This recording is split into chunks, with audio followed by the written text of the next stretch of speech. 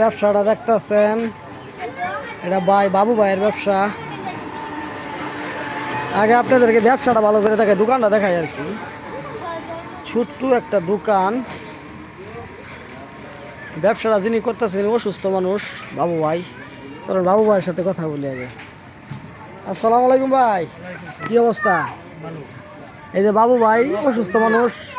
অসুস্থ তো ভাই আপনি?